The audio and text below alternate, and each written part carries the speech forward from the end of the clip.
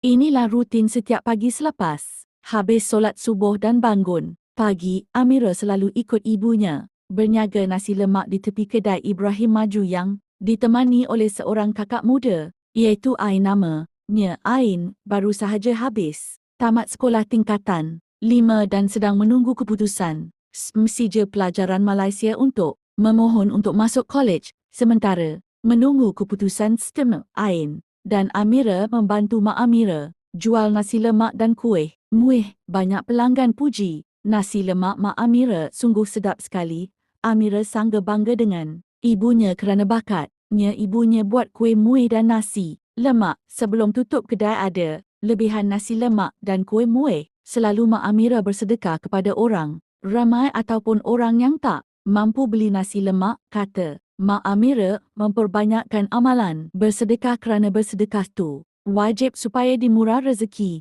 dipanjang umur dan menghapuskan dosa.